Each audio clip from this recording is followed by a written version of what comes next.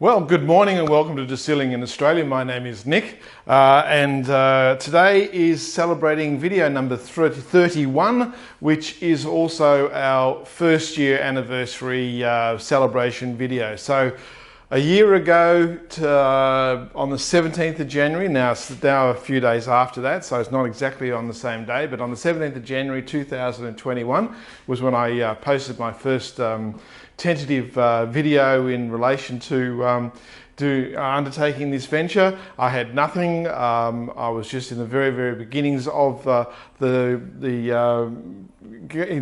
into the distilling business. I had done a couple of years of research before that, just by looking at the costings and all that sort of stuff. So it's been a process where we're now a year down the track, and according to Fridge Cam, now I have all this. So yes, it's gone from absolutely nothing to well, fermenter, still, waste barrels, storage containers, and product. So I have 3 kegs of product here, plus various bottles. So everything I do here, for those of you who haven't watched this in the past, is legal. This is a licensed distillery for Hart's Distillery. So we did get our license, and that was part of the process. So if you want to see how I did that, you can go back into the previous videos and watch those. But we've gone from my first attempt at a pink gin. So I got a murky coloured browny yucky sort of looking thing. Mind you, the flavour here is actually really nice, okay? So although it looks like dishwashing liquid or dishwashing water, the flavour profile is actually really good. So I'm going to retain the recipe that I've used for this particular gin, but what I've managed to do is, this is my first attempt at getting a pink into the spirit. So this was supposed to be a pink gin, by the way, but it wasn't. So that was the first attempt. Now it was a bit dark, so I was thinking that maybe I need to adjust that and make it a bit lighter. And then this was my third attempt here. So that's the third attempt there. So what we've managed to do is I've managed to get the colours right. I've got the flavour right, but I have all these spirits here in various forms. I did try a spiced spirit, I've done a gin and a neutral. Now, what I'm going to do today for our first year commemorative process is I'm going to take everything that I have produced so far in these 3 kegs and these bottles here.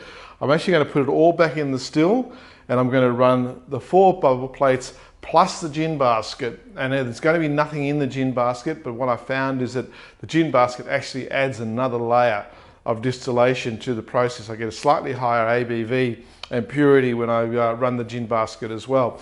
So that's today's effort, and this is what I'm going to be doing. Now, the reason I'm doing this is that I'm actually going to be producing my first gin, pink gin. Okay, so this is going to be a hopefully finished product, so this is the first process. I want to clean up all the spirits that I've done. I want to get as much of the existing flavors and colors and everything out of the spirits that I have already done, get a nice clean spirit out. I'm estimating I'm going to get around about 28 litres from at about 89–90% out of these, out of all this, by the time I distill it. And of course you do lose a bit when you redistill, but the reason is that then I'm going to so after I've done the run where I take all the flavors out through the bubble plates and try and get a pure spirit,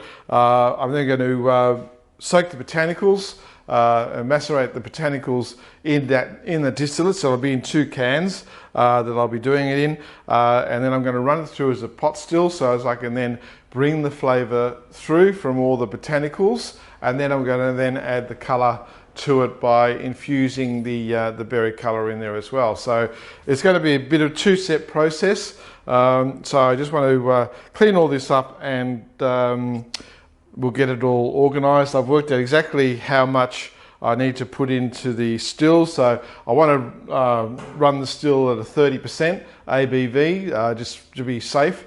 So I've got to add about 40 litres of water. So I've done all my calculations. So I'll need to add 40 litres of water to it once I've added all this, and that'll bring that ABV down to about 30%, because some of these are, mostly this is at 40%, but some of them is higher. This one is at 87%, so I need to make sure that I'm running this still safely, so therefore I'm going to bring it down to 30%. All right, so I'm not going to bore you with all the setup and all the rest of it. Done that in the past, and we'll see how we go and how it all works, but this is going to be probably a 7 or 8 hour process, maybe a little bit shorter because I'm using a little bit less in the still this time than I normally do. Yeah, so anyway, let's see what happens. We're up and running now, so the still is all together. I've got to run the gin basket, as I said before, just to give that extra layer of clarification. I've got about 103 litres in there at 30%. We've tested the reticulation, so all the reticulation is working fine, and we're ready to go. We're currently at about 54 Celsius in the kettle, so when they get up to about 80, 85 Celsius, then I'll turn the water reticulation back on, but there's no point having that running at this stage. Head temperature is sitting at a nice 30.5, so yes, we're ready to collect. So hopefully it'll be a nice clean run, and we get some nice, really crystal clear distillate. I'm going to run it really slow, let the plates do their work. So I'll get the 4 plates do their work and try and purify this as much as possible. First time I've done a cleaning run, so yeah, it's a whole lot of different things that are in there. Basically it's all a sugar wash, so I'm just trying to purify it all so as I can turn it into a pink gin. So that's today's project, is just to get the spirit nice and clean. Okay, so might have to run it twice, but we'll see how we go with this first run. I've got 2 containers. I'm expecting to get around about 28 litres at about 89%, hopefully 88%. So I've got to put about 14 litres in each one of those. Then I'll mix them. Not doing any cuts. No need to do cuts because this was heavily cut when I put it in the first place. So it's low methanol in the produce, and of course all the tails from the fermentation have been taken out as well. So yes, so when we're finished, I'll come back and we'll see how the results were. It's now the next morning, and the run is finished. It actually went incredibly well. I think I said in the last part that I was going to maybe rerun it, but there was actually no need to do that, and I'll show you a little bit later on the clarity. But the product came out crystal clear. It carried through a lot of the botanicals that I wanted to carry through this cleaning run. Well, it's not a still cleaning run, but just cleaning the end product.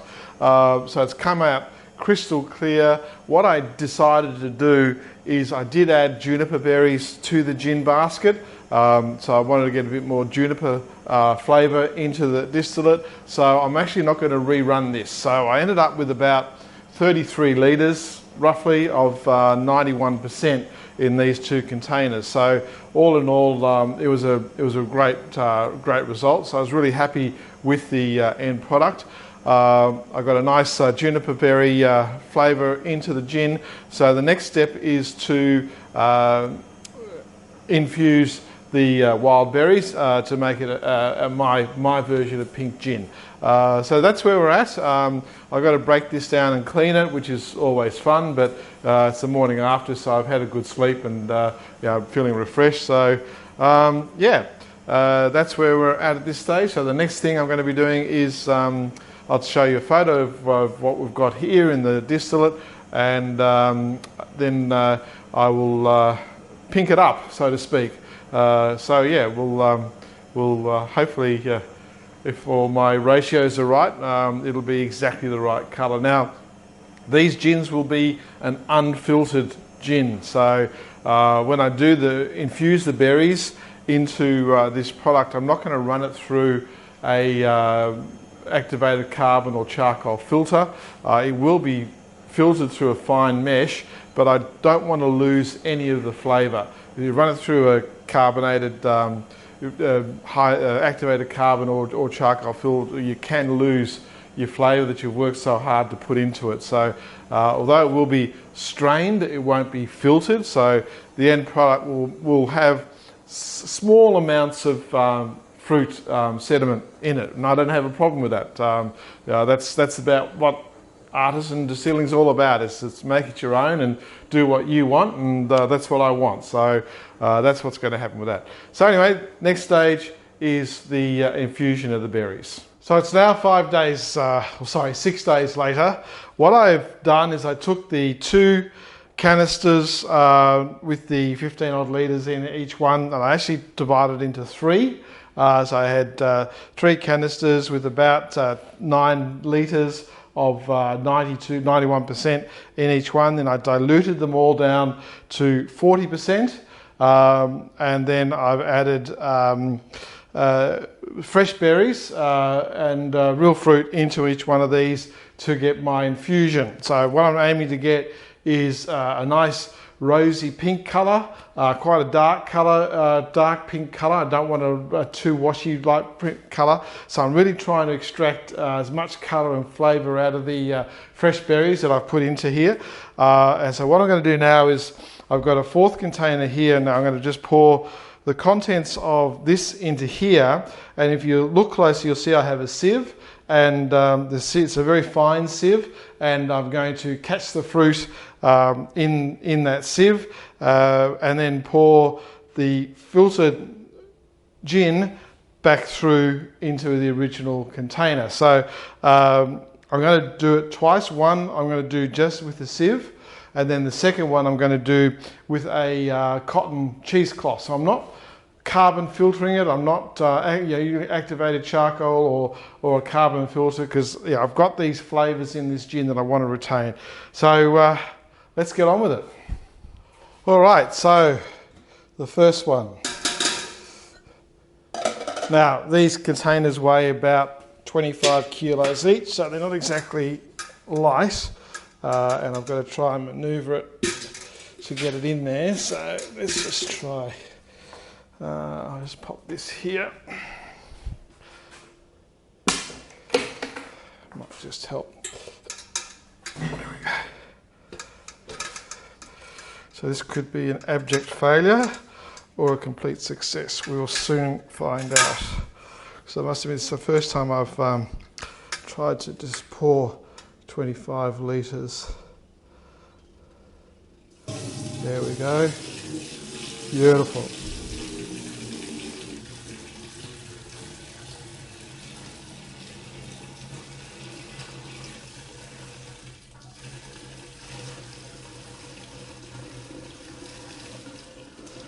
Losing a little bit.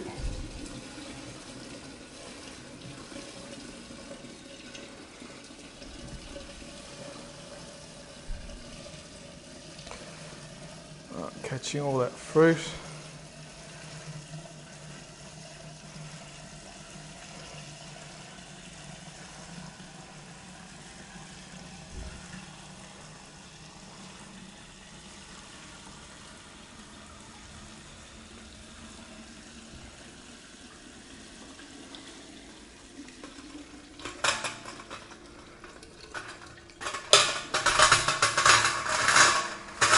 Okay, so we get all the fruit out? Almost. Alright, so just have a look at that.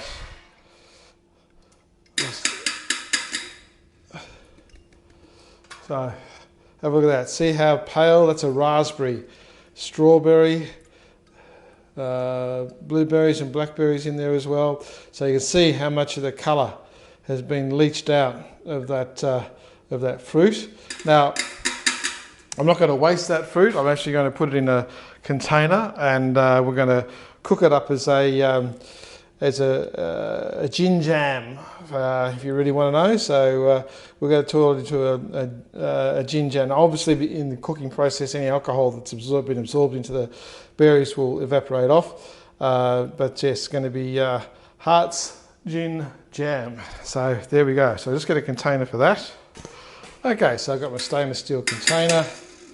Just make sure that's all in there.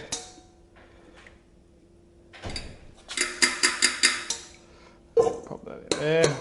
There we don't waste anything. Okay, so I'm just going to rinse this.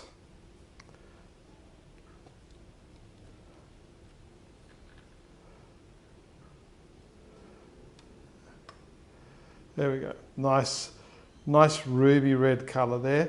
Almost like a hot pink. So it should look good in a bottle once we've got it into a bottle. So now we're going to do a second filtration. We're just going to run it through the cheesecloth. So now we have the cheesecloth, and the cheesecloth is a full cotton cheesecloth, and its job is just to catch as much sediment as we can. That's sitting there okay. Okay, there we go. Doesn't matter. Just clean it up. Colour is perfect.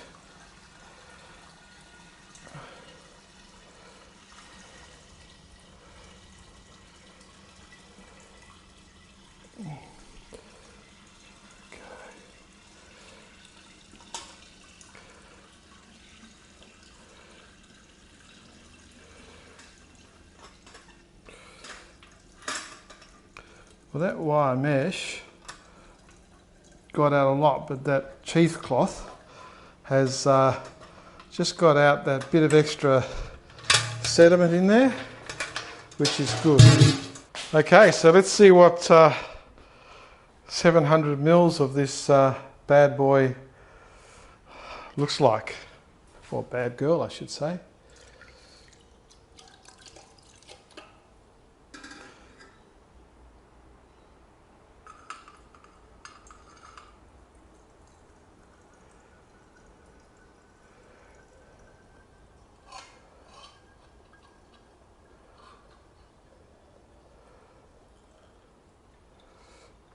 Okay, one ladle.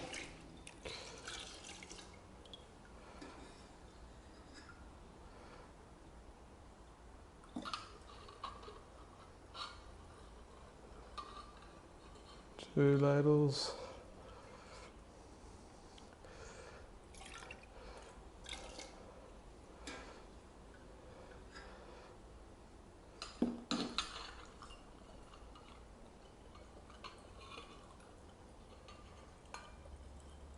Three ladles.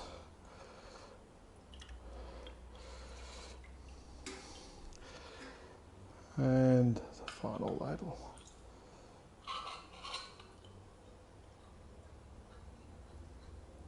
No, maybe a bit more. Let's get the full effect.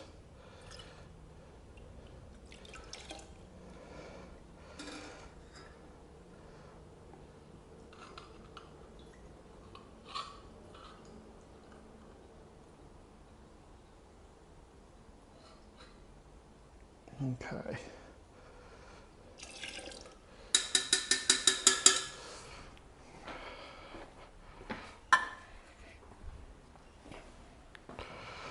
So there we have it. What a colour. I really like that colour.